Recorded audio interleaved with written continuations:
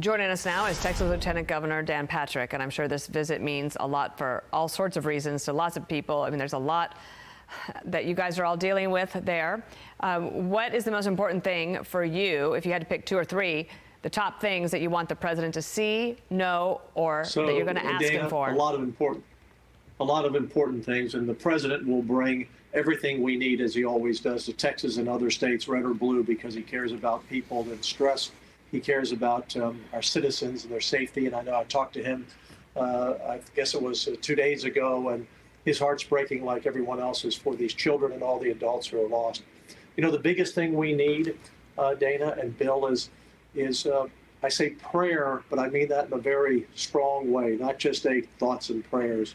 You know, John 11:26 says, faith in eternal life brings comfort to many others. And I've been through this now for, I'm sorry, can you hear me fine? I can hear you, yes. Okay, I'm sorry, I heard your director in my ear. John 11:26 says, faith in eternal life brings comfort to believers.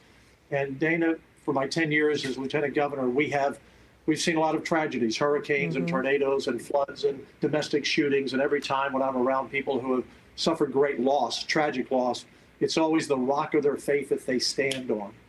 And the president honored me by appointing me chair of the Commission on Religious Liberty to look at religious rights in this country. It always fascinates me in times like this. No one objects to us praying in the public square. No one objects to people and their outpouring of prayer. And I've gotten to meet many of these families. I gave them my cell number, call me about their children or the adults that they've lost. In fact, I'm going to a funeral on Monday. And what I see is in every situation, Dana and Bill, every situation of tragedy, people stand on their faith. We're here for a short time. They'll be rejoined in heaven with their loved ones they've lost, and it's painful now. But it's faith that gets us through first and foremost, like it did for the president a year ago Sunday when he was shot. It is faith that America stands on. It is God that America looks to when we're in trouble. We'll get the money from the federal government. We'll supply the money from the state. We'll install sirens. We'll improve our warning systems. We'll take care of all of those issues. But it's faith that will get us through this. And I'm always inspired by the strength of the people I know. Here's President Trump to NBC about the alarm system that you mentioned. Yes. Oh, I'm sorry. I thought he said it. It'd be easy to blame them. I wouldn't blame them. I think from the standpoint of the future, you have to have some kind of an alarm and lighting system where alarms would go up if they see any large amounts of water or whatever it is. You know, 2 days or the weekend before the flooding, they passed an inspection at the camp. Yes. And I just wonder what you think about that. I mean, obviously, I hear you on the faith point. Then there's the practicalities of what we can do here on Earth to make sure that these campers or others are alerted.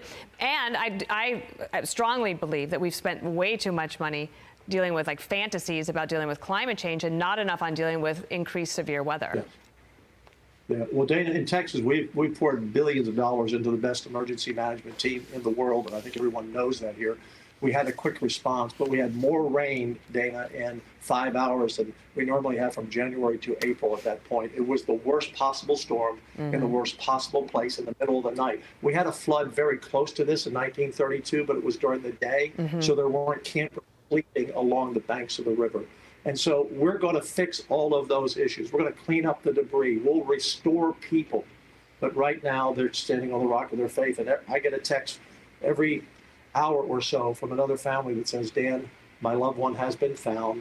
We are getting closure, and they're getting through this. These are brave people. And those responders out there, those searchers, walking through the water, the snakes, all the debris under it, they're not standing on the rocks of the banks of the river. They're standing on the rocks of the bank of their faith. And that's what gets America through every time we find darkness in our lives. And it's a dark time right now in Texas, but we're looking forward, we're looking upward, and we are going to move forward with the president's help and with the state of Texas and the people at the local level and all the people around the world who have sent money in by the truckloads to help restore these lives. I've just never seen such an outpouring of strength as I've seen during this time. It's just remarkable. All right. Thank you so much. Lieutenant Governor Dan Patrick, as the president gets ready to leave to join you in Texas. Thank you. Hey everyone, I'm Emily Campagno. Catch me and my co-hosts Harris Faulkner and Kaylee McEnany on Outnumbered every weekday at 12 p.m. Eastern, or set your DVR. Also, don't forget to subscribe to the Fox News YouTube page for daily highlights.